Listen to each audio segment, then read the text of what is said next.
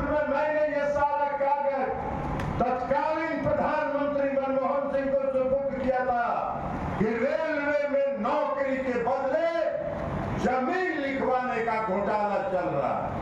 जब विपक्ष में लोग कहते थे कि लालू प्रसाद यादव के जमीन घोटाले की कागजात ललन सिंह दिए हैं, तो उस वक्त हम मुस्कुराते थे, लेकिन वो कुछ गलत नहीं कहते थे। बात तो सही है। हमने ही जाके तत्कालीन प्रधानमंत्री मनमोहन सिंह को लालू प्रसाद यादव के जमीन घोटाले के सारे कागजात 2008 में जाके दिए थे। ये कहना है ललन सिंह का। नमस्कार, मैं श्वेता और आप देख रहे हैं न्यूज़ फॉर नेशन। 2024 लोकसभा चुनाव का आगाज हो चुका है, जहां एक तरफ हर राजनीतिक पार्टियां जनसभा को संबोधित कर रही हैं, अपने कार्यकर्ताओं से मुलाकात कर रहे हैं सांसद, उन्हें बता रहे हैं कि आम जनता के बीच आप जाइए और 2024 लोकसभा चुनाव की तैयारियों को और भी ज्यादा मजबूत कीजिए। इसी बीच मुंगेर पहुंचे ललन सिंह। ललन सिंह भी इस बार लोकसभा चुनाव में प्रत्याशी के तौर पे खड़े हैं। ललन सिंह जो है वो चुनाव लड़ रहे हैं, कार्यकर्ताओं से मिलने आते हैं, कार्यकर्ताओं से बातचीत करते हैं। प्रधानमंत्री नरेंद्र मोदी की तमाम बातों को, तमाम कामों को आम जनता के बीच किस तरीके से रखना है, ये सारी बातें कार्यकर्ताओं को कहते हुए नजर आते हैं। तो वहीं ललन सिंह लालू प्रसाद यादव की बातों को लेकर भी तंज कसते हैं। यहाँ तक कि तेजस्वी यादव को लेकर कहते हैं कि अभी एक नया जो युवा है वो मैदान में आया है और कहते चल रहा है कि उसने रोजगार दिया है। लेकिन हम बता दें कि 10 लाख रोजगार में 5 लाख रोजगार देने का काम हम कर चुके हैं। उसके पिताजी ने भी यही कहा था। उसके पिताजी ने तो नौकरी के बदले जमीन ली थी।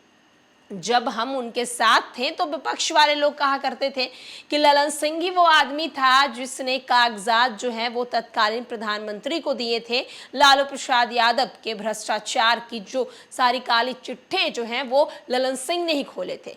तो मैं जरा मुस्कुराता था और मन में सोचता था कि गलत तो कुछ नहीं कह रहे हैं, हम ही वो व्यक्ति हैं जो लालू यादव के सारे तमाम घोटाले के कागजात प्रधानमंत्री तक पहुंचाए थे। किस तरीके से ललन सिंह बोल रहे हैं राजद सुप्रीमो लालू प्रसाद यादव पर और कैसे वो अपनी बातों को आम जनता के बीच, कार्यकर्ताओं के बीच रख रहे हैं, चलिए हम आपको सुनवाते हैं।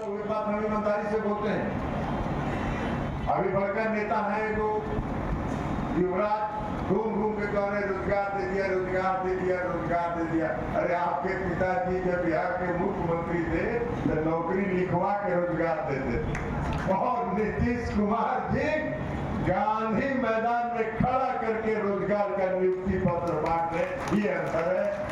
हम जब अलग थे गठबंधन से तो भारतीय जनता पार्टी के लोग कहते थे कि ललन जी आप ही का एक कंप्लेन था जिस पर सीबीआई जांच हो रहा है, तो हम मने मन हंसते थे कि बात तो सही है बोल रहे, लेकिन अब हम बोल रहे क्या। ये 2008 में मैंने ये सारा कागज तत्कालीन प्रधानमंत्री मनमोहन सिंह को सुपुर्द किया था कि रेलवे में नौकरी के बदले जमीन लिखवाने का घोटाला चल रहा है। आप लोग को नहीं पता होगा, पटना में 7 एकड़ जमीन है। 7 एकड़ जमीन जो चाणक्य होटल के मालिक है पटना में, उनकी जमीन प्रेम गुप्ता की फर्जी कंपनी के नाम से लिखवाया गया और उसके बदले रेलवे के 2 होटल, रांची का बीएनआर और पुरी का बीएनआर चाणक्य होटल को दिया गया। ये कागज मैंने निकाला 2008 रजिस्ट्री, इसको मालूम है। लेकिन अब ये लोग बोलने के लिए क्या है, रोजगार हम दे रहे हैं। अरे काहे का रोजगार आप दीजिएगा भाई, आपको रोजगार से कोई मतलब है क्या। 2005 में बिहार में पहली बार राष्ट्रीय जनतांत्रिक गठबंधन की सरकार बनी और 2005 में जब पहली बार राष्ट्रीय जनतांत्रिक गठबंधन की सरकार बनी तो हम उस समय जनता दल के प्रदेश अध्यक्ष थे। 5 वर्षों तक बिहार लोक सेवा आयोग की संयुक्त परीक्षा जो प्रति वर्ष होती है, 5 वर्षों से संयुक्त प्रतियोगिता नहीं हुई थी परीक्षा, और नीतीश कुमार जी की सरकार ने उस समय की एनडीए की सरकार ने एक साथ 5 साल का संयुक्त प्रतियोगिता परीक्षा पास कराया और तो डिप्टी कलेक्टर कर्मचारी नहीं।